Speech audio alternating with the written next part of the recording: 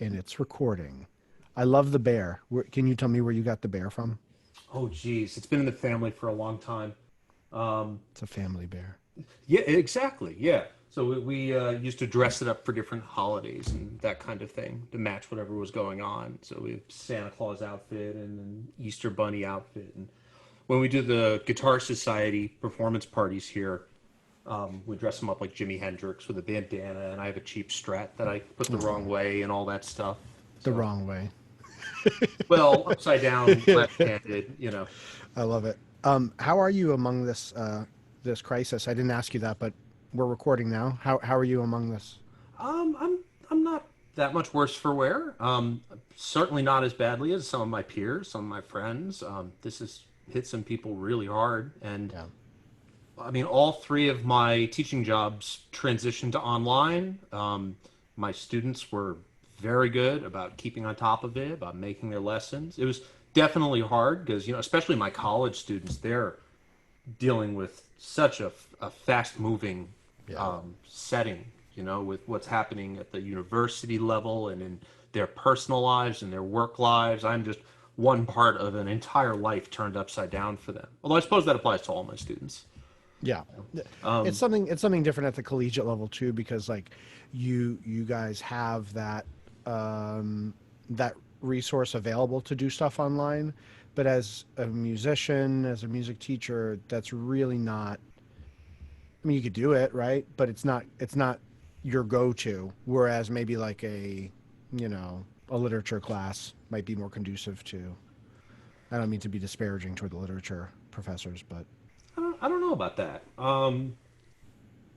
They come with different challenges and weaknesses. I wouldn't say necessarily that colleges have those resources. That's the only I would contest that a bit. oh yeah, Yeah, we have a lot of students who are thoroughly unprepared for yeah, online lessons. Even things like steady internet access and that sort of thing are not yeah, universal at all. So I have students from low income families or who are immigrants or that sort of thing. And I mean, I have a lot of students from all walks of life who have struggled to just keep their head above water during this. yeah. Well, I'm sure you're doing a good job as a professor, and we'll get to that. But I want to rewind a little bit. Everybody, please welcome my guest, Jim Davidson. We met several years ago, maybe at the was it maybe at the Ensemble Festival in Boston, something like that. It was Must have it been. it was Yeah. somewhere. So I'm in Connecticut. You're in Massachusetts a lot, but you kind of do things here and there, right? You do stuff in Rhode Island and Connecticut from time to time. I actually live in Rhode Island. Oh, okay, okay. I'm in southern Rhode Island, and I was up in Mass until about a little over a year ago. And I still have my teaching work up there, so I make the drive. So you're at which colleges? You're at two colleges? Yeah, I'm at Bridgewater State University and Stonehill College in Easton, Mass. And what's that? What's that like? Bridgewater is a wonderful place. I mean, I'm an alum, so it's a very unique experience, I think, being a student there and then becoming a teacher there. Hmm. Teachers becoming colleagues, that sort of thing. But it's an amazing program. I mean, it built me really, as far as I'm concerned. So I really believe in what we do there. So you studied there with who's the guitar teacher? That'd be Jerome Mouffe. Oh, okay, okay, yeah. And he won. What did he win? He won a bunch of stuff. Well, he won the Montreal Guitar Fest. He also took second place at Boston Guitar Fest, I think back Okay, in 2012, something like okay. that. Um, he's the sure. I mean, he's an amazing guitarist. They created the doctorate in NEC for him. Oh, cool. So you studied with him. Well, let's talk about, because there's so many interesting things that you bring to this kind of conversation. The most of the guitarists that I've interviewed so far have been, from the same sort of pool that I swim in, right? The Hart guys, Central Connecticut guys, and while we all have a similar story. We all play classical guitar. We all have long fingernails, but your story is a little bit different and than mine. And I would love to hear about it, but let's start at where you started playing the guitar. Was that before college? When was that? Yeah, yeah. It was late middle school, early high school. And so that's kind of like, and I'm guessing you played like rock and pop and that kind of stuff. Correct. Yeah. Right. What was that? What was that like? Give me an early Oh, Jim Davidson experience. I was like 14. What was it I saw? I'm trying to remember right now. Oh, now I remember. I saw Brian May play guitar, and I had listened to him. I grew up with Queen in my life, right? Yeah. But I saw the Live Aid concert for the first time, and I thought it was Oh, okay. yeah, I thought it was like the coolest thing on earth, you know. Yeah. So I mowed lawns for a summer, and I bought like an $180 Yamaha starter kit, an electric. Wow. Kind of taught myself for a while. I did a couple of lessons, but wasn't really into being told what to do. Yeah. So I mostly self-taught and just kind of hanging out in my basement. I got into a lot of shredding and metal playing. Wasn't as a huge Tool fan. And then I think I partially got this through my brother. I really got into progressive rock, Dream Theater, Yes, Oregon, stuff like that. Yeah. Yeah, exactly. That's not the Mystic Dream color changing one, is it? Yeah, it is. It is. That's the good one. Wow, wow, wow.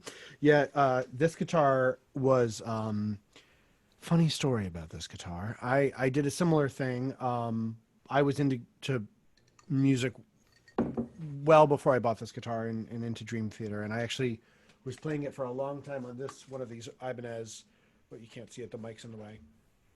Yes, This is a wacky shot. One of these Ibanez, SG fixed bridges things you could put it in the throw it out of a plane and it would still work.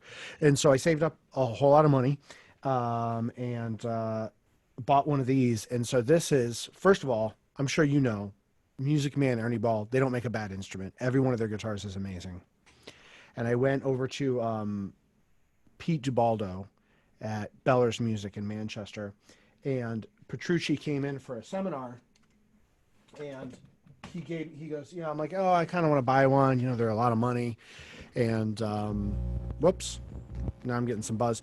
And he, there we go, and he gave me the discounted price, the clinic price, he called it.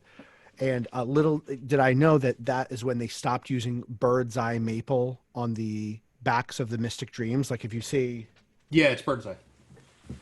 So it's bird's eye, right? And then right after, I guess, like the batch after this, they stopped using the bird's eye for the Mystic Dream and then transitioned to the BFR ones, which were like the Ball Family Reserve. So they do like a flame maple, or they do a finished back neck, right? Yeah, something like that. So long story short, I got one of the last really good ones. But that guitar, I mean, that's the last electric guitar I bought.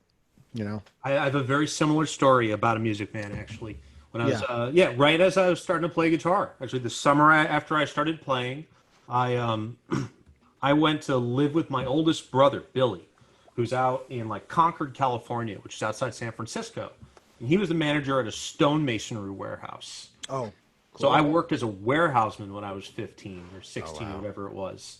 Yeah, Badass. for like a summer. And I came home with like $1,500 in my pocket. And when you're 15, you're like, big money, you know? That's you could buy a house. Yeah, exactly. So I went to Guitar Center in North Attleboro and bought was like an '02 Music Man Axis, which it was like black with a white cream pickguard, and it had a single piece bird's eye maple neck.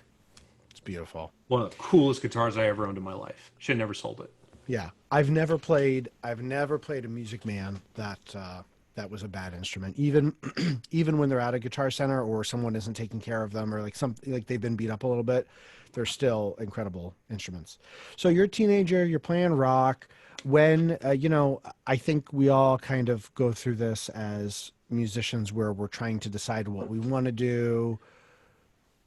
I think every guitarist wants to keep playing guitar, but then has to be met with a scenario where, okay, do I pursue this professionally, or do I maybe go to something that I know might have a better chance of success? What was that like leaving, I don't know, high school, preparing for college?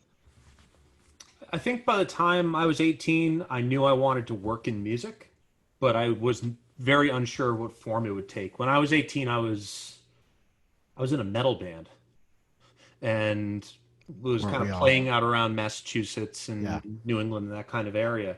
A lot of gigs in New Hampshire, actually, and then What kind of metal? I guess you would call it deathcore, but that's really not.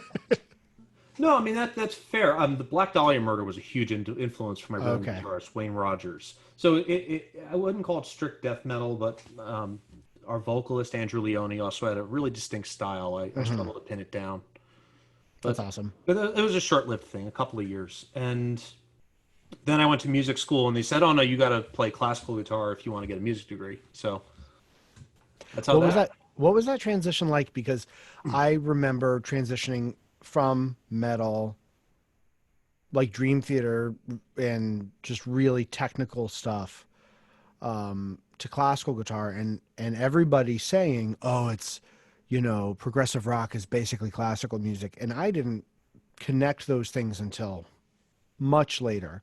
It was actually kind of a shock for me to switch to classical, and it was really difficult for me to pick it up. What was that like for you going from something as, I mean, they're both technically demanding. We could see that with hindsight, but going in the moment as, fresh out of high school, I'm into metal, I'm good at metal. Now I have to slow down, grow out my fingernails, and play on this instrument that doesn't have any sustain. Yeah. There are some huge differences. There are technical issues, but they're related to the musical differences. Right. Playing in polyphony in a two or a three or a four-part texture was something that I was not particularly experienced with. I was used to ensemble playing. You're playing one part, whether you're Hmm. playing the rhythm guitar or you're playing lead. There's the fact that variety of color comes from your hand. That there's fundamentally different things about it. Just all Right. the aesthetic differences between metal and classical music. So there's also similarities. Don't get me wrong. I think I came into the classical guitar with a lot of left hand speed, but my coordination and, for that matter, the shape of my hand was fundamentally different. I remember a big thing I developed was that I would play when I played electric guitar. I played very thin, fast flat necks, right? Like the Hmm. fastest thing. I played Jackson Dinkies, Charvels, and I still play a Yanni Pacifico with scallop frets. Yeah. And I Okay, would Ingve play, Malmsteen. and when I would get vertical enough, it's because of Blackmore. Um, Oh, did he play a scalloped neck? he did, yeah, Oh, see, you yeah. know He has more a than me. beautiful signature model of Fender. Wow. I would end up playing like this with a really tight bend, but with collapsed knuckles. See that? And I remember my first serious classical guitar teacher at Bridgewater said, "Ooh, that's not good at all," because it does limit your movement a lot, Yeah, right? As opposed to having open joints. sure. So I asked, "How do you fix that?" And she said, "It's the kind of habit a lot of people never break." So that So scared me. you're just up a river. Yeah, yeah. I mean, I appreciated the honesty. So it was something I worked really hard on fixing. So Yeah. there were fundamental differences in technique, even in the left hand, even with the speed and coordination and stuff like that. Right hand was probably even harder for me Yeah. because I mean, like here, I pick up a guitar pick. I have the same tone every single day. It's hyper consistent. I can sound exactly the same if I want to. You see these bluegrass guys with tortoiseshell picks, and like Tony Rice, he used the same pick for 12 years, and it wears in perfect for them. Right. For me, I mean, like change of weather, change of diet, change of sleep. Yeah. If you're having a bad day, people can hear it through your nails. It's the way that you even feel the string too. If you're not in touch with your body the way that you were yesterday, maybe it's because, yeah, maybe that's gonna lead to some tone problems. Yeah, I went with fake nails. I just there was nothing. I couldn't work with the inconsistency of natural nails. That's just Yeah. mine, though. Yeah, yeah, yeah. No, I understand that. See, when with me, I would always put on the fake nail and then love the sound so much more because it was such a thick, rich sound. And then I would take them off, and my nails would be so disgusting underneath and cracked, and that was a nightmare. There are So concessions in the middle. You could do the acrylic over the white of the nail trick, right? yeah, And just do that. But the problem is you break a nail and you're a mess. Your tone doesn't match. So right, right.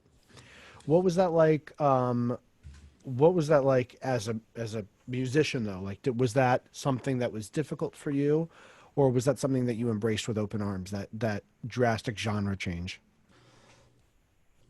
it started very pragmatic. Okay, I have to learn this skill to have a career. Um, but I was a fairly cosmopolitan musician to begin with. I was already playing when I was playing rock and metal. I was also learning a little bit of jazz and a little bit of country and a little bit of bluegrass. Basically, anything that was a guitar with a pick, I would try to play it.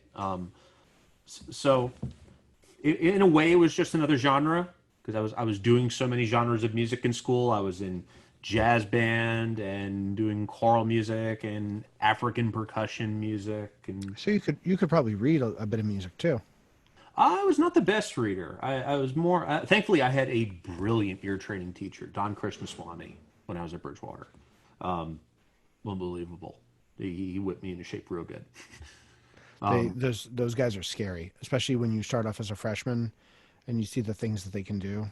I still remember my first class and Dr. Kirshner just sight reading something and sight singing. He wasn't even a singer; he was a bassoon player, and just a nightmare. So good, also mean as hell, but that's what they need to be. So, so that's really, I mean, that's not something that you hear too often from a young guitarist going to school and being forced with that dilemma of having to play classical, right? Because you want to study music, you're pretty good at, X, Y, and Z on the guitar, and you want to get better at it. So you go to a university, and they say, no, you have to do it like this. And for a young player to be able to say, oh, yeah, okay, I'll do this, and I already have a good amount of training in some other fields. That's pretty admirable. So I know that you didn't stop after your bachelor's. Why don't you tell us what it was like at during your undergrad, what the requirements and expectations were, what you learned, and then we'll get to the post bachelor's experience. Well, I mean, strictly in terms of the degree, I had to do my lessons in large ensembles and that sort of thing. So I took strictly classical guitar lessons at Bridgewater with Joshua Millard, Barrett Strong, and Jerome Mouffe ultimately. But I also got to play electric guitar in the jazz band, both big band and combo. So there was a little bit of that, but it wasn't the subject of my lessons. I ended up being fairly specialized in classical guitar during my undergrad. Um, ar- Was that an option to get jazz performance there at Bridgewater? Not yet, but it exists now. Woo! It's a very new program, right around the Okay. time I've started teaching with them. That's not related; it's coincidental. But No, that's I'm wonderful. really looking forward, actually, to having some of my first jazz guitar majors coming in. And you're going to be teaching some of the lessons too? Yeah. Oh, okay, okay. I didn't know if it was um, kind of in a position where you could only do the classical kids and No, someone else would have to do the jazz guys. I can't speak for Bridgewater, but I think that maybe one of the reasons I was brought aboard and maybe one of my strengths is playing a wide variety of genres of music, whether that was jazz or classical or contemporary rock music. And, a lot of the students coming to Bridgewater are an awful lot like my younger self. So Yeah. I have a sense of what they're going through. And I think of maybe what I wish I had during my undergrad. And I'm very happy to have the resources to be able to do that now. What was what was sort of like the core fundamentals of your education in terms of classical guitar? Or let me rephrase that. What did you work on and find that you had to spend most of your time doing? For me, it was really taking my time and make sure I was preparing my fingers, right? That's huge because I was used to just whacking away with the pick and doing whatever. But so right hand preparation, releasing tension. Left hand was a lot of what you were talking about. I didn't do this. I had the violin hold Yep. where Slanted. yeah, the first two fingers were great, and then three and four were 5 miles away from where they should have been. Well, there's a lot of rationale to the slanted fingers thing. I mean, including among classical players. Yeah. This will give you range of movement and independence in the fingers, but for some reason, this is faster. Yeah. Slanted fingers, because I don't know, maybe it has something to do with isolating joints, but I was not taught to avoid this. I was taught to know what it implied when you were doing it. Okay. This was bad for dense counterpoint and complicated chords. If you do like a spider exercise on an Mm-hmm. angled fingerboard, it doesn't work. Right. This this is really awful to make Yeah. this kind of stretch, but for this, it's amazing for that. So it's great for speed building, but maybe not so much for counterpoint. There you need to even out, right? Right. Right. Well, that's interesting. So what were some of the other technical things that you picked up there that sort of stuck with you? Oh, geez. I mean, I think I got different things from different teachers. Joshua Millard got me to work really hard because I'll be honest with you, my sight reading was not exceptional, and I was new to the classical guitar. When I first came in for guitar lessons, actually, I played what I had for him. Told him I'm trying to get ready to audition into the music program, and he just kind of looked me in the eye and said, "Are you sure you want to do this?" Yeah, and that's the thing. As a teacher, that's a huge gamble. You could destroy a student saying that, right? Yeah. What was his? What do you think he meant by that? Do I really like? I think every teacher understands that you don't want a student to be given just enough rope to hang themselves, to be allowed to drag their heels through a music program and then go into a line of work that they are just thoroughly unprepared for. Correct. You got. I think there's a little bit of responsibility in a good teacher to make this sure the student understands what that means. And maybe that answer is a little too confrontational for most people, but in my case, it worked very well for me. Okay. When he challenged me like that, I was like, "Oh yeah, I'm sure now that I want to do this. I'm definitely this. I'm going to give 15 years of my life to doing this because you called me out on it." So I don't think any of us could have anticipated what it would have been like, right? Because there's things that I think everybody after finishing studying at a conservatory or whatever, right? We look back and go, "Oh my God, I would not have been able to anticipate that ear training was going to be so hard, or I would not have been able to anticipate that, booking gigs consistently was going to kill me." And then it swings the other way too, right? A lot of things, students would just come to me. I never really had to work for that outside of that, right? So I was really appreciative of that. But you're right, when, it requires an immense amount of work, and the money isn't always there. But let's continue with this part, and then I want to talk about some guitar specifics. So you finished your undergrad. Do you remember what was on your recital? my 400 recital, I remember pretty vividly. I quickly threw Capriccio Arabe onto the program to kick things off. Nice. I played it for my entrance audition and then didn't Okay. touch it, and then didn't touch it for 4 years, and then brought it back in like 3 weeks for the concert. So the beginning and the end of my degree were Capriccio Arabe. When you said 3 weeks, the blood vessels in my body just got really tight. I was like, oh my God. I have a lot of stories for you then. I learned stuff. I learned stuff on a really short time. What else did I play? I did 3 movements of 997. All right. Okay. I did the Prelude Sarabande Gigue, which is like an abbreviated version of the suite. Right. 'Cause It's the, I don't want to say it's the easy part, but you didn't play the fugue. yeah, I wasn't going to touch that. Well, okay, so I should articulate. I also played the 997 Prelude as a sophomore, and I brought that back in 2 weeks for the recital. Very short notice decision. So all I had to do was learn the Sarabande and the Gigue. And that piece is already in a 3-part form, right? Right. Because it's got Prelude, Fugue, Sarabande in the middle, which is, of course, was it that final chorale from the St. Matthew Passion? And then the Gigue and double are basically just one movement. So it's really Right. three.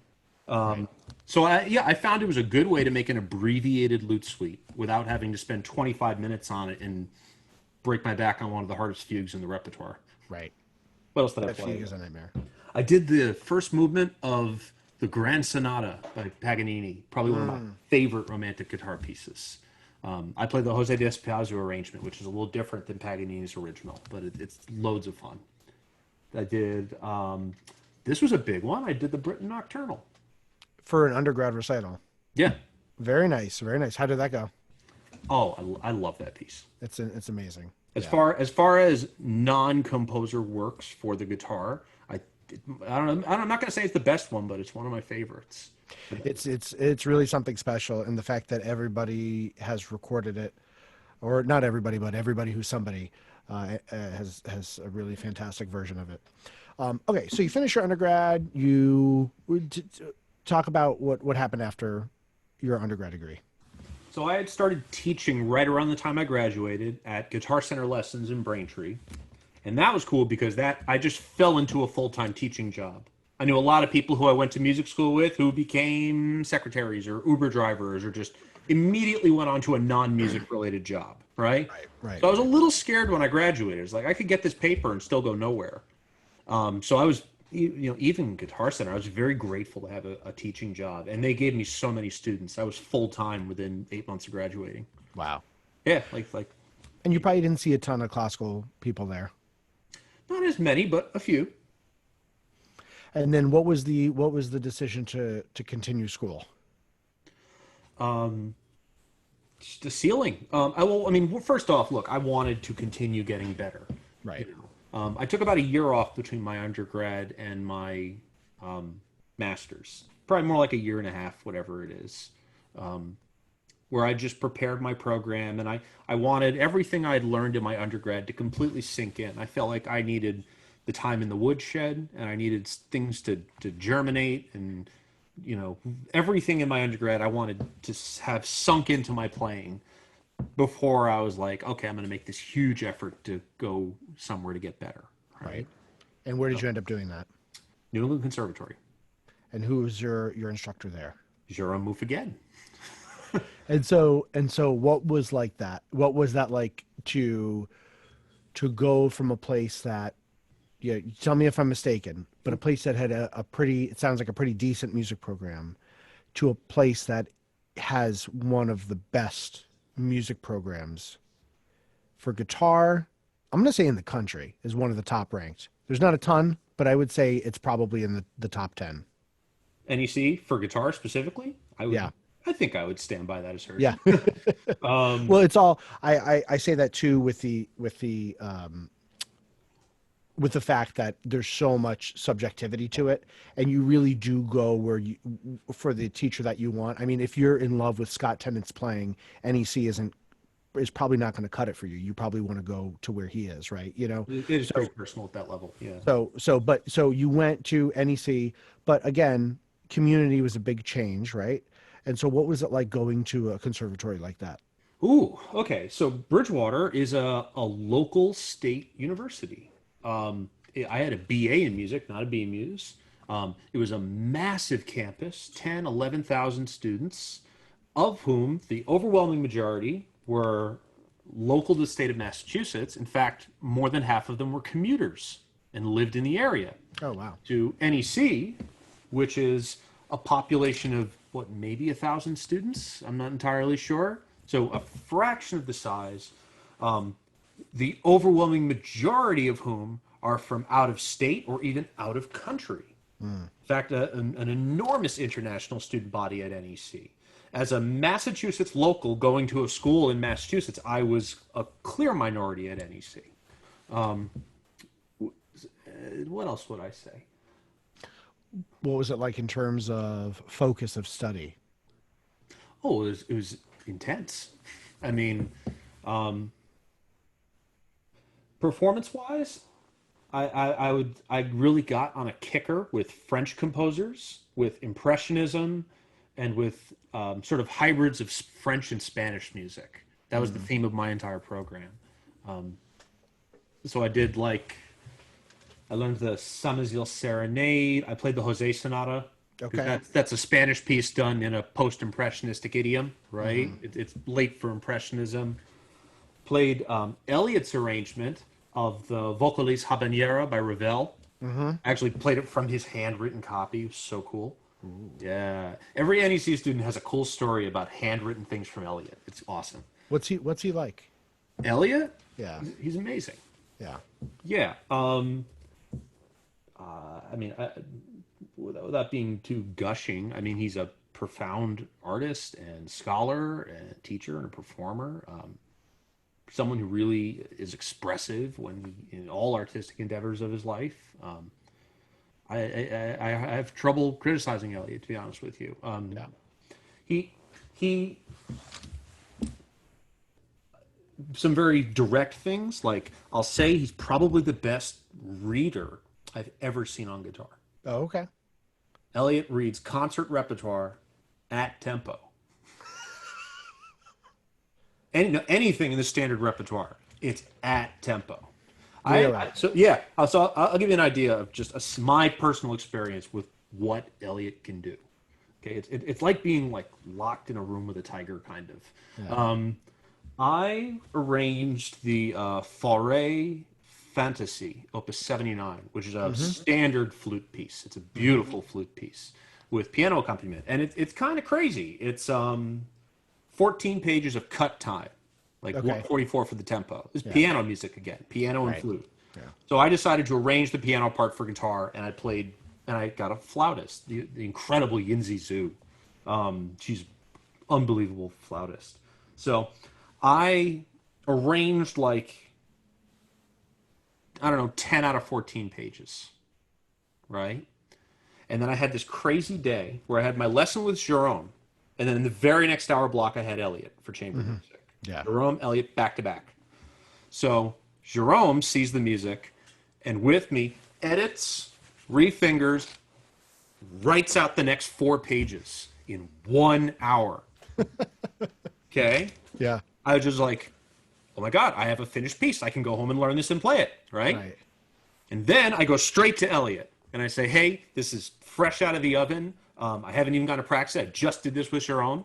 And instead of 1 hour, I didn't know I was his last student. Elliot kept me for like 2.5, 3 hours and redid the entire thing. But I mean, he was right. He did the last 5, 6 pages again, scratch from manuscript paper, Right. as he was arranging it and playing it and coming up with fingerings, Yeah. faster than I could read them. Yeah. It's just unbelievable. When we first worked on that piece, it has this slow introduction, like a page of slow tempo E minor, and I saw him sight read the piano part and the flute part at the same time on guitar. That's a conductor stuff, right? That's not typically a strength that classical guitarists have, although they should. That's like something that a conductor would do. That's wonderful. His I've reading is always thought of him as being a very thoughtful player, and to do stuff with a lot of intent, right? So I never thought that, oh, he's doing this wacky fingering, or he's doing this because he can, or he wants to, or he's trying to show off. Because it's one of my favorite videos, because I'm huge. Like Oscar Giglia is my Elliot and Oscar. and so yeah, exactly. But there's this wonderful video of them playing. I think it was the Boston Guitar Fest, and it must have been like 2015 or something like that. It was pretty recent, and they were playing this duo together, and you could tell that they were reading and really into the music, and that they got off from each other. And so the piece was about a bird or something, and Oscar they both stop and look at each other, and Oscar goes, "The bird, he flew away." They just start playing again. But it's so great because Elliot is like this atomic ball of energy, and he's like channeling it through, and Oscar's just floating on the clouds. But they play so beautifully together, and they're both truly masters of the instrument. I'm not sure exactly what the story is, but my understanding is Elliot and Oscar go like way back, like 30, 40 years. I mean, they would be acquainted through Segovia, I guess. Yeah. But don't get me wrong. I know that like Elliot was an amazing experience. I should reiterate that I majority of my study was with Jerome Mouffe for 5, 6 years. It's one of these things where I meet people and they in the guitar community and they say, "Oh, you went to NEC? What's Elliot like?" Mm-hmm. Well, what was it like having two different teachers for that? Because a lot of people have one teacher for lessons in chamber music and ensemble and this and that. But what was it like having somebody who you knew, and then this other guy who obviously you had a great experience with, but has such an enormous personality? And I mean that in the most positive. Well, they're very I mean, Jerome and Elliot are very complementary. They work very well together. Jerome is not a copy of him. He's very much his own musician, but comes from a large mutual base of knowledge from studying with Elliot for so long. But he also studied with Ricardo Gallen and Emmanuel Rossfelder and, you know, all these amazing guys. When I was a student there, a split studio was literally alternating weeks. So you would go 2 weeks between lessons with the same teacher. They've pared that back apparently to be alternating semesters, which I guess runs a little better. I liked the alternating weeks. I mean, I dig it, but you really have to be a grown-up to do it. Right. You have to be very accountable and on top of what you're going to do for 2 weeks and what you're going to bring to each of them. You know, I think that for a very carefully put together independent student, it's amazing. But for the vast majority of normal human beings like myself and some of my peers, it can be quite a lot to keep together. Yeah. So. And also, too, you know, sounds sort of like an oxymoron, but this is the first time you're doing it. You know, this is the first time you're at a conservatory of this size with this much work on you. For me, when I went to Hart, because I went to a state school with Chris Ladd, I did the same thing you did. I went to a state school with Chris Ladd where his teaching was the same caliber, but the expectations for the music department were so much less intense than when I went to the conservatory. And so now I look back and go, oh, I wish I could do it again, not because I regret anything I did, but because I'm smart enough now to know how I should have done it. You know what I mean? Taken advantage of all of these different things, stayed into, I mean, studio class, when I started, studio class was 7:30 p.m. on a Monday, and you had to stay till 10 o'clock, but you should stay for the whole thing. The whole thing could be like 11:30. It was late, man. It's a certain camaraderie in studio class. Yeah. A lot of those people end up becoming your friends. Oh, that's the thing too, is that like those people, we still have group chats. We still ask each other for, you know, don't talk to somebody for 3 or 4 months. And they're like, hey, do you have those Ponce fingerings? Yeah, sure. And it's like, you know, there's a certain bond there that's I don't know. It's like a wartime. Studio classes are definitely, they're a social and even a networking thing to a certain capacity. Not to mention, I think it's super important for you to get up in front of people and play constantly. You know, that's how you get better. So your repertoire study in grad school was super focused. You said it was on French impressionism, and yeah, okay. So what did your recital look like? What did your final recital look like? Oh man, it's crazy. Okay, so I guess I had a couple of things that were a bit out of program. I opened with the Rogondi Air Variations. Okay. Which were a piece I played for a couple of years. I wanted a fun, bright, flashy piece to play, and that's Rogondi. It's good. It's good. The letter. All the Italians. Yeah. Italians have fast music. Well, he lived in England most of his life. Oh, is that? And he was born in Switzerland. See, I'm just looking at the last. If the name ends in a vowel. Well, his dad was Signor Rogondi. He was a child prodigy, so they toured England where the guitar was popular. But then his dad abandoned him when he was 14 and ran off with the money. Oh wow! So Rogondi had to learn how to survive on his own in London.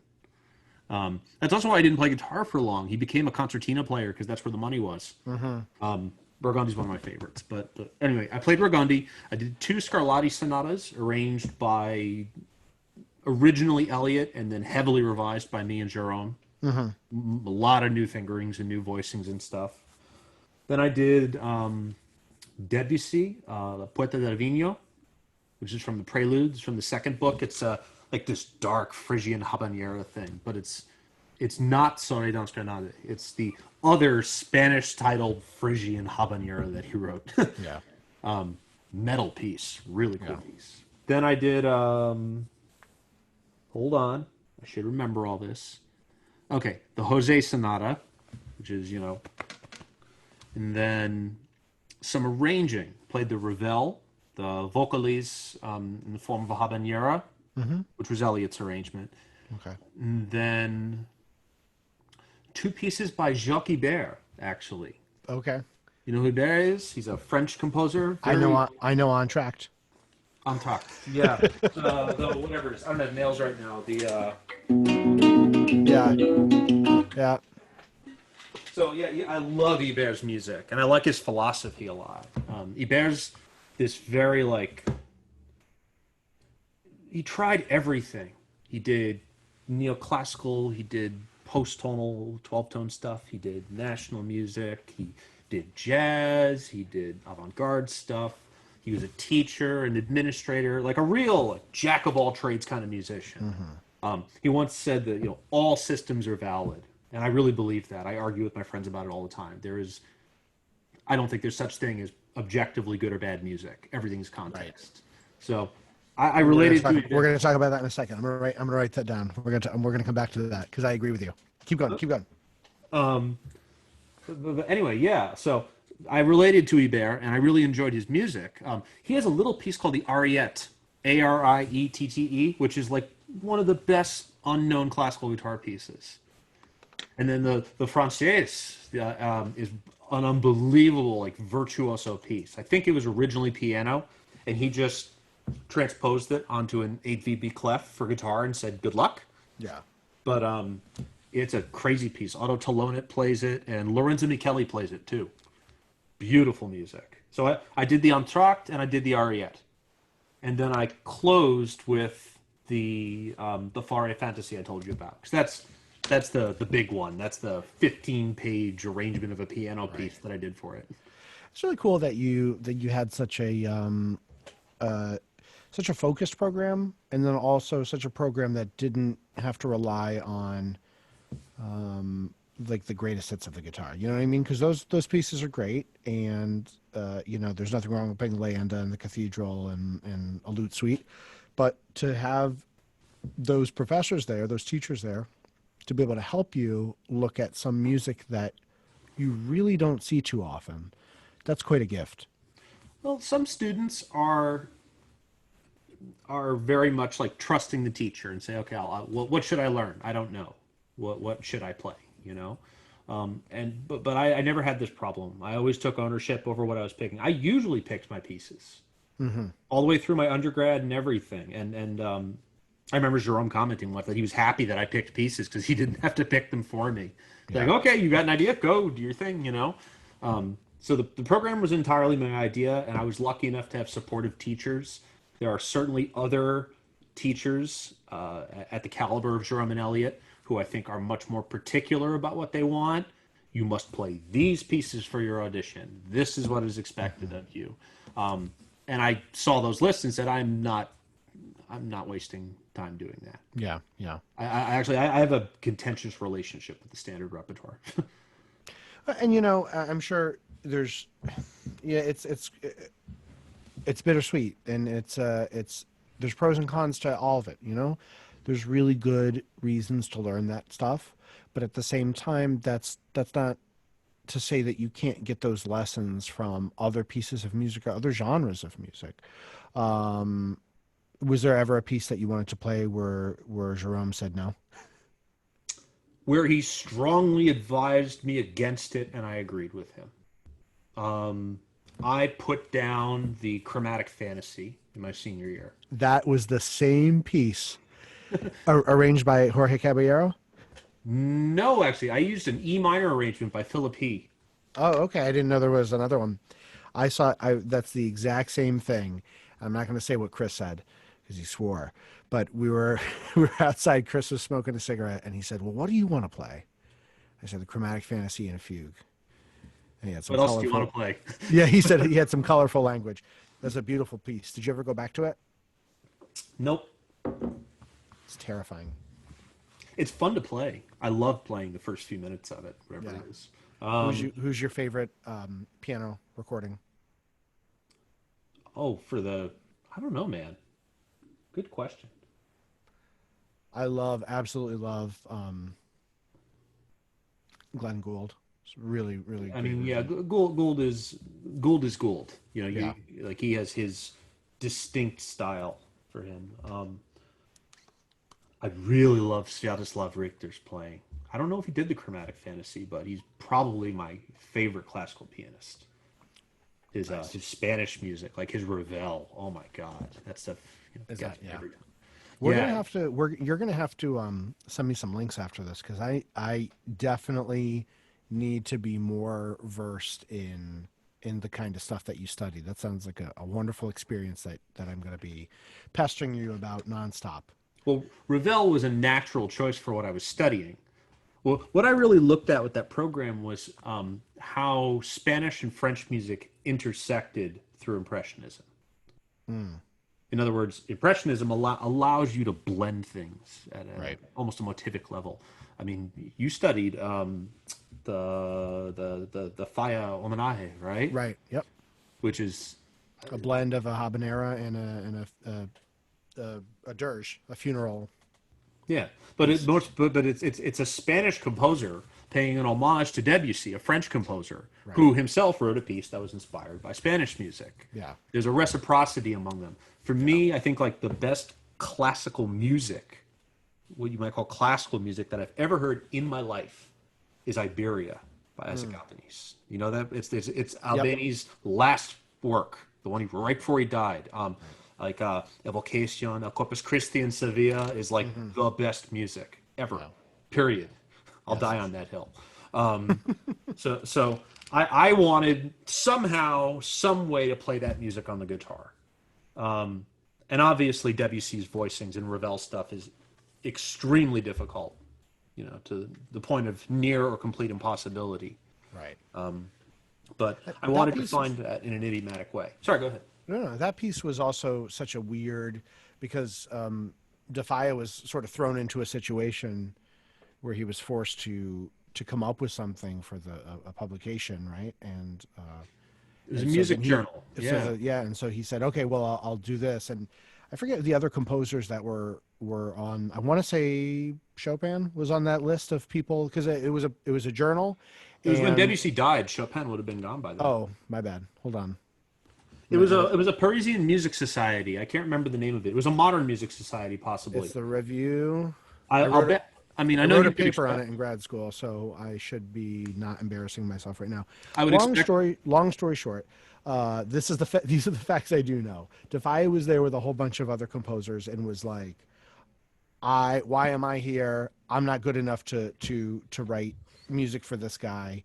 This guy was amazing. I'm not on his level." And so he wrote a piece for the guitar, and I remember there being a lot of controversy because he put those habanera rhythms in it when they said, no, this is supposed to be funeral music. This is supposed to be sad. And I don't know if he wrote it or if I heard it, because I know Oscar says this all the time. Defia said that the minor six interval is the interval of death. And the whole beginning of that, he lays out the fa mi fa mi fa mi fa, so going between the minor six and the perfect fifth. And Oscar gave me a lesson, doesn't even know my name, out to dinner after a master class. I said, I love your recording of the homage to Debussy. And he goes, do you know how many times fa mi fa is in that? Fa mi is the interval of death. Do you know how many times it's in that piece? And I go, no. And he's like, of course you don't, because you don't sing it. That's what he said to me. But my point is that you're right when you talk about a mixture of all of these elements in such a profound way to be able to take a composer who felt out of his element and created a piece that guitarists love and really cling to. Well, part of the reason I got into that was because I found out how much music was written in Paris for the guitar that we don't play anymore. Right. The real landmark moment. It's I think it's April of 1928. I thinking that's right. It's Segovia's debut in Paris. Okay. That's a big deal, right? Debussy's widow was in the audience. Ravel was in the audience. Roussel, Faya, like everybody in Paris at that time was at this one concert, and he like blew the doors off the place. This is a young Segovia, by the way. I mean, he wasn't even playing the chaconne yet. That wasn't until the 1930s, right? Yeah. When in South America and all that stuff. So everybody in this room wrote for guitar for Segovia. And apparently there's uncertainty over whether or not the homenage was performed at the concert because there's this understanding that it was written for Miguel Llobet, Mm, right? right. And that's why you have the Segovia fingerings, you have the And Llobet his fingerings as editions. well. Right. Right. But either way, after the concert, I mean, like, you know, Roussel Segovia. Oh That yeah, piece? yeah, yep. Yeah, that was written by Roussel after seeing Segovia perform. Oh, Yeah. I need to read wherever you found this. Well, okay, so the first thing you can do is you can go to the Andre Segovia archive, which was it's published through Bourbon and it's moderated by Angelo Ghilardino. So the Segovia archive, it's basically all the pieces that were in Segovia's house that he never played or that were never published. Right. Stuff that was given to him, that was written for other people, and either he didn't get around to performing it or he never recorded it. There's a trove of pieces there that nobody knows about Yeah. at all. Ida Presti wrote a piece for Segovia. Oh, she did. Yeah, it's a weird piece, but it's a beautiful piece. There's so much music. There's the entire, not a French piece, but there's the entire Toraba Sonata Fantasia. Toraba wrote this huge four-movement impressionistic guitar sonata that nobody knew about because it was collecting dust in Segovia's house. Yeah. So there's all that stuff, you know. But man, also I found some real gems like the music of Les Six, like so. French six. Yeah. Yeah, exactly. All Setti's gang, right? So of the six, I think five of them wrote for guitar, Okay. right? Because you've got Mio, who did the Segoviana, which of course Elliot champions quite a bit, Yep, yep. and which I saw Giglia play at Boston Guitar Fest. Oh, okay. Yeah, we have, of course, probably the most famous of them, the Poulenc Sarabande, which he also played. And then, what is it? Germaine Taillefer did a piece called Guitar, just guitar. And then there's another one, I can't remember, but it was like 4 or 5 out of Les Six wrote for the guitar. I was like, oh, these are big names. Yeah. I'm really surprised that people didn't know about them. Right. My favorite, though, was the Samazil Serenade. That is, I don't know, possibly one of my all-time favorite classical guitar pieces. I have to check that out. Samazil. It's a weird name, okay? Samazeuilh. LH. Yeah, the Samazil Serenade. Samazil was a friend of Debussy and Ravel's, and the story goes that Ravel wrote the theme to the Bolero sitting at Samazil's piano while they were hanging out. Oh, lovely. Hey, what do you think of this? And Samazil's like, write something with it. Yeah. And then Throw it out. It'll yeah. never be anything. and he was a friend, a contemporary of Debussy, Okay. to the extent that he wrote in a very similar way. So Debussy never really wrote for guitar and only wrote maybe a small number of pieces that work idiomatically on the guitar.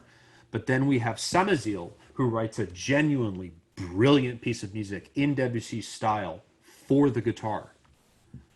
And I think in terms of scratching that itch of wanting Debussy on the guitar, Right. the Samazil Serenade was a better piece than any arrangement of Debussy that I found. It's definitely so. I'm sure you can tell this is not my area of expertise, and I really appreciate you shedding some light onto this. This is not stuff that a lot of guitar players know. I'm sure more people. I'm sure the average guitarist knows more than me, but you know, this is a whole world that I need to expose myself to. Well, And that's no knock to my previous education. I mean, you have 2 years to do a master's. You got a lot of stuff to do, right? But no, this is wonderful stuff. it was a really strong itch for me. Yeah. Like I really fell in love with Debussy and with late Albéniz and and then Paul Dukas, like all that stuff, like true impressionists, not post-impressionists and modernists, but real impressionism. I love. Right. And I wanted to express those sort of palettes on the guitar, and that repertoire, as far as I felt, didn't really exist. Right. I couldn't find it. Now I know why pieces like the Serenade aren't played a lot. It's because they're hard, But yeah, I think I was out to find something specific when I did that. A lot of composers nowadays You can find a lot of modern, like you were saying, modernists. But you can find a lot of composers today that are doing stuff with that kind of flavor. Joan Tower, Snow Dreams. Yep. That comes to mind as something like written today, but with a strong. I mean, it doesn't really sound French, but it's very impressionistic. It's very kind of bends the rules of what. Well, it exploits what the instruments with the flute and guitar do, but I think you can find a lot of examples of composers today doing stuff that you're right, you can't really find maybe 100 years ago or so. I think starting in about 1950, it turns into a free-for-all. Yeah. You know, post-war classical music is a whole other beast entirely. Everything that can be done will be done. Right. So it's hard to attribute anything anymore. Something can have all the traits of impressionism, but it's not. So it genreification is even more complicated in this day and age. I mean, we talk about metal bands with subgenres. That's right. It can almost reach an insane level of complexity if you try to do it. So I'm looking at the clock here. We've covered a lot of stuff. I kind of want to know what your take is now on the classical guitar. How do you take all of that wonderful stuff, the specifics of technique, the specifics of genre, of repertoire, but then also a general knowledge of the guitar, of just looking around the room that you're sitting in, steel string guitars as well, jazz, bluegrass. How do you take all of that? Because you play some bluegrass, I believe, right? I do, yeah. Yeah. How do you take that and then go teach the Brower studies to an undergrad? And I'm being a little facetious, but how do you try to expose them to all of that while giving them the base education that they need? Okay. So this is a tricky question with a bit of a long answer. A couple of answers, maybe. First off, I might argue that with the guitar, you have to think of it as guitar music before a genre. In other words, the instrument is ubiquitous across every single genre, but there's some things we don't know. As a guitarist, I know all about Django Reinhardt, Wes Montgomery, Charlie Christian, right? These are the sort of the legendary names, or Pat Martino, or I wouldn't call Chet a jazz player, but you see what I mean, right? But I will not know other really important jazz musicians who are perhaps just not guitarists. I discovered Django Reinhardt before Miles Davis, which is a bit backwards, I mean, not chronologically, but when we think about the most important. So I inherently look at the guitar as a cosmopolitan instrument whose greatest strength is that it can exist in all these different genres at the same time, and the performance practice can be radically different from one musical culture to the next. Like our discussion about heavy metal guitar, right? That you would think they'd be the same instrument and they'd have so much in common, but it's radically different because the music is so different, right? So I think you have to understand that despite genres of music or backgrounds and performance practice, there is still a common denominator of the guitar, and I can concentrate on that when I teach. The second is I think you have to acknowledge that, especially here in the US, most of your students are going to come from contemporary music. My story was not special. In fact, almost everybody I went to Bridgewater with was a rock or a contemporary guitarist of some kind who had to switch. And I think that's the standard. That's the rule rather than the exception among classical guitarists from the United States. Not that we don't encounter them. There's plenty of great classical guitarists who started from the beginning with it, right? But that means that you need to learn how to play on those strengths. You start someone at 18 and you prepare them for a career. I don't have time to condense 10 years of learning into 4. Right. Right? So I have to find a way to do it that also takes advantage of their current skill set. And you have to use that because, you grow up with a certain kind of music and you learn to love it, and that forms your identity. I will I grew up listening to classic and progressive rock. It fundamentally shapes my sense of aesthetics and how I listen to all music for the rest of my life after that. Sure. They say a lot of people have their musical tastes fairly set when they're young. Not that people don't grow at all, but that we form a palette when we're young that we take forward with us, right? Absolutely. So I have to use that to help them. I have a student right now who's a new music major. He's a heavy metal guitarist, just like me. Couldn't really read that much, didn't know the classical guitar music or the technique at all. He just loves playing metal. And the other thing he had going for him was lots of technique. He can shred. He's got hands, right? So I thought to myself, ooh, what classical music do I wish I had listened to? Because he was studying and practicing, but maybe wasn't that excited about classical guitar. Villalobos 822. Yeah, I know. That's what I was thinking. I tried to give him a list of classical guitar pieces that a metalhead would enjoy. Right. So I showed him the Britten Nocturnal, the Krauss variations. Usher Waltz. Yeah, true. That's a good one. What was it? The one that actually got him was the Ginastera Sonata. Oh. If you're if you're a modern metal guitarist, like death metal and grind metal and stuff like that, it's mostly atonal music. Sure. Okay. I mean, I guess so. And it's very rhythmic. You can't deny that the Ginastera doesn't groove, you know? Right. No, absolutely. So he heard that. I was like, yeah, that's just like modern death metal. I love it. Yeah. And that got him really excited and got him practicing.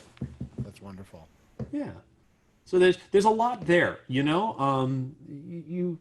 You can use that to their advantage. And you can teach them that you're not just a classical guitarist. You're not just a rock guitarist. It's not like you have to flip a switch between these modes of operation. They're both you. You're still a musician. Yeah. You're just working with more tools in your belt. I don't, I mean, what do I do when I'm playing crossover stuff? When I'm playing a rock piece in a classical guitar style? If I'm playing Bohemian Rhapsody? Well, do I think about this like a classical musician or like a rock musician? Right. And I think the reality is I'm not making that distinction. Well, I think you have to, you have to find a way to approach it so that you can get the job done. And by not making that distinction and just thinking of yourself as a guitar, as Jim, the guitar player, playing this music, then you can sort of, at least for me, I would imagine, shut off all of the noises and just use your intuition. Obviously, you handle technical things as they come up, but to not have to categorize it means that you're just going to use your education and your experience to communicate the music. I don't know if that makes any sense. If it sounds good, it is good. So, what are you doing performance-wise? Are you, if this quarantine wasn't happening, if the whole world didn't shut down, do you have performances at the school, or were you? Well, yeah. Doing a lot of stuff outside of that. Well, yeah. So, I mean, I've lost concerts like everybody else. We at the time that the outbreak took off in earnest here in the U.S., I was preparing a program for Bach's birthday, late March, where Dramatic Fantasy. Nah, no. So it was for Bach's birthday, and I'm in a new guitar duo with this amazing guy named Victor Main. Victor's a beast of a guitarist and a musician and a friend. And we are sort of headfirst in the music of the Presti Lagoya duo right now. Mm-hmm. So we learned a couple of Ida's originals, like Danza de Vila, and then we worked on a bunch of their famous arrangements. So right now, what we decided to do is we got the music for Baroque composers who were not Bach from the Presti Lagoya collection, Frederick Sagante's edition, and our idea for Bach's birthday was to play everything but Bach. Okay. Right? So the homages to Bach. Well, not even so much. Just music that contextualized Bach. Because I don't know about you, but Bach is so heavily represented in Baroque music that for me, how do I say this? It biased my understanding of Baroque music. Right. I would hear Bach and think that's what the 1720s sound like. Right. But Bach sounds like the 1680s. Right. And he's playing in an old style. It's like calling Greta Van Fleet a classic rock band. Right. The fact is, they existed decades later, you know? Yeah. So I didn't know Baroque music like I thought it was supposed to. What did it really sound like at the time? So I had to make the point to listen to a lot more Handel. That was a big one because he was such a huge name, and Gluck and Lully and the early stuff like Monteverdi, and really understand how style changed through the Baroque, right? Right. So I wanted to contextualize Bach by looking from composers from before, during, and after. Right. So we It's did. it's difficult because we use Bach as guitar. Actually, just globally, we use Bach as the measure, not only for things like counterpoint and harmony, but we use Bach as such a historical figure to understand, like, where did counterpoint come from? Like Fuchs, you had the organum, right? And then you had like a couple people, and then you had Bach that really took all of these rules, codified them, and now what do you learn in your counterpoint class? You learn what Bach did, and we use Bach as such a historical figure to try to explain music. And you're right, it just colors everything, and that doesn't mean that his music isn't worth playing or isn't worth studying, but it's such a loud voice that you have to remember there were other things happening at that time too. Yeah. I mean, when you look at what was really popular throughout Europe towards the end of Bach's life, it's markedly different than his music. His style showed its age eventually. He writes this very dense contrapuntal music, which makes me think more almost of Renaissance music, Right. where we have like truly, I mean, the peak of polyphony and counterpoint is, I mean, we talk about Bach with 4 and 5 and 6 voices, and here we have Right. music in 12, 13, 14, 15 voices, right? And that there was a movement away from that towards more clarity. So I would listen to music from the 1750s, and it would almost sound like classical music, and that's because, Right. well, it's the pre-classical We're period. going there. Yeah. Yeah. Exactly. So I deliberately stepped away from Bach for a very long time. I didn't play Yeah. his music for about 2 years, Okay. specifically because I wanted to know these things. So we learned the duo. We learned Pasquini. Mm-hmm. Then we did Padre Antonio Soler, who was a Spanish priest and keyboard composer, Okay. I who don't know was him. very similar to Scarlatti. Yes, Soler, Padre Antonio Soler, not the other Soler, the opera Soler from the classical period, but Padre Antonio Soler, who was a priest and sort of late Baroque keyboard composer. He has a beautiful organ concerto. And then in the middle of the program, we did the coolest thing. We played. It was one of the Leicester Armanico concertos by Vivaldi. All right, but this is cool. There are not a lot of pieces by Bach in his catalog with a BWV number that are by other composers. Okay. Usually, they would get cataloged somehow else. Okay. If it was just Bach wrote out this composer, it doesn't get a BWV number, right? Right. But if he took artistic liberties with it, that's a different story. Mm-hmm. So it's a great piece of evidence for how Bach approached arranging.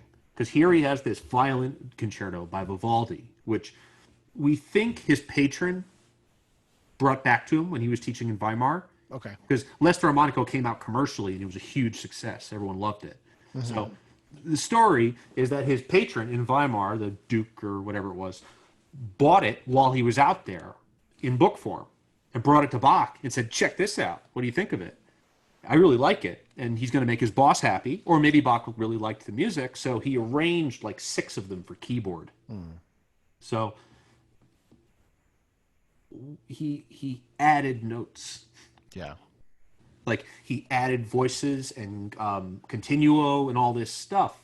So what we have is a piece by Vivaldi, who's a famous composer, contemporary to Bach, working and living at the same time as him, in a completely different style, who's having, I would say, more popularity, more public recognition. But this is a composer that Bach likes enough to arrange on keyboard himself. And he adds so much to it that it warrants its own BWV number. I can't remember the number right now to save my life, but it's Bach's arrangement. They're called the Italian concertos in Bach's catalog. So the Presti Lagoya duo arranged the Bach version for guitar duo, and we were going to play it. So Yeah. how better to celebrate Bach's birthday than by playing another composer that he liked enough to perform? Yeah. I know. I didn't know about that. That's a fascinating story. Thank you for sharing it. I knew that he was a big fan of Vivaldi, and I knew that he studied his music and copied a lot of his stuff and was really inspired by him, especially the way that he treated the violin, which I think you probably see in definitely the partitas, right? And maybe somewhat in the violin sonatas, although I don't know enough to comment on that.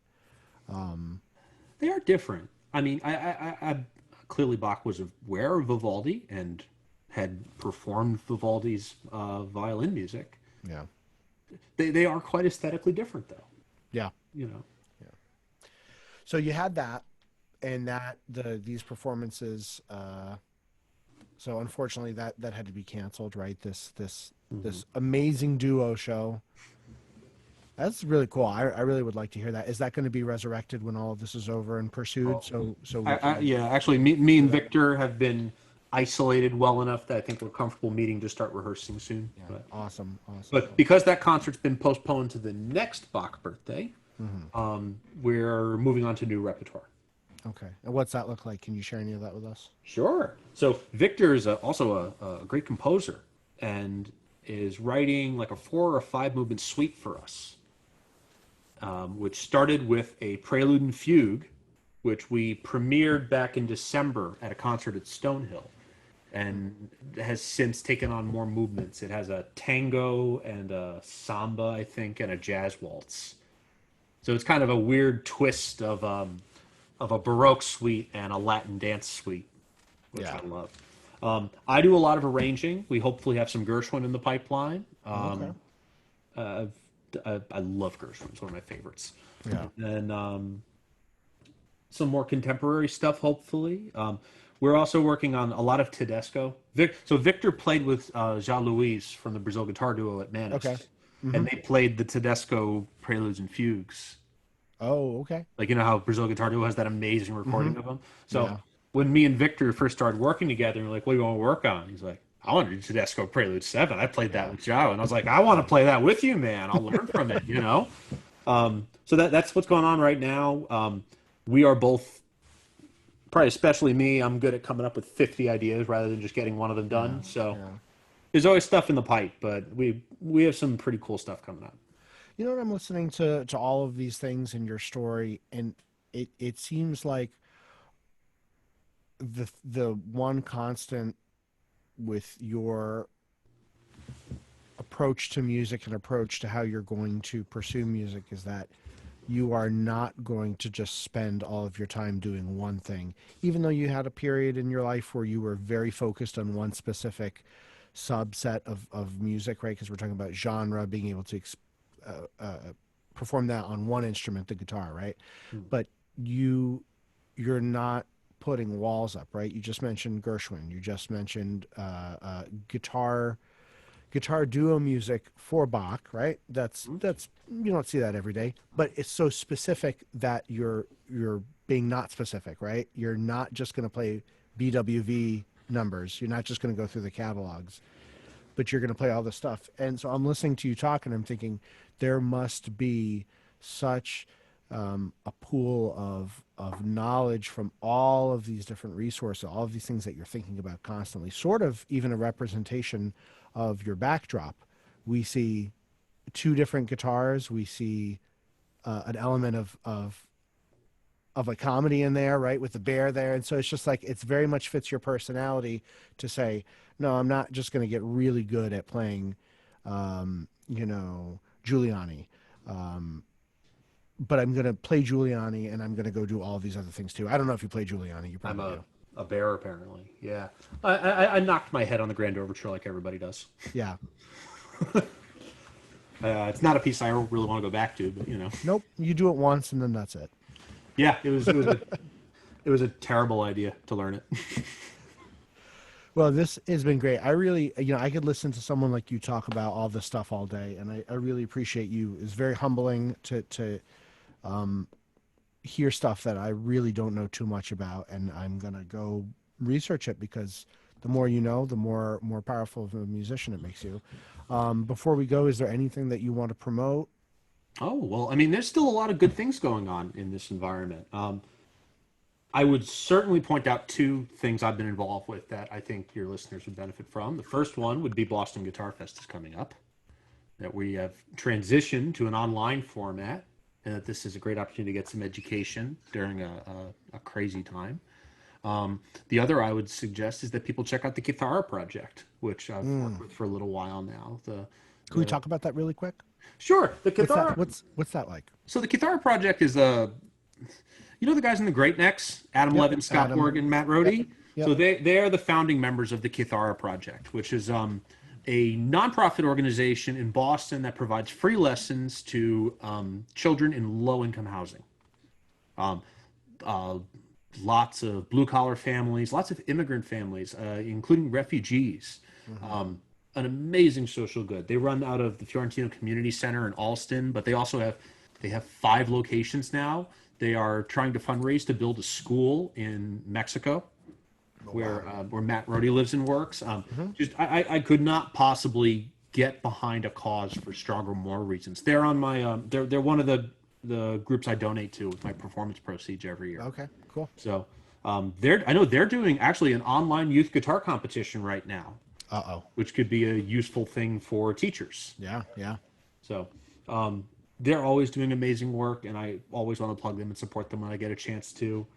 I mean, between them and Boston Guitar Fest, it's still looking to be a very exciting summer. I mean, it's not going to be concert life like we want, but Right. it's good to find ways to keep moving forward during this. And last question I like to ask people: what would you say to somebody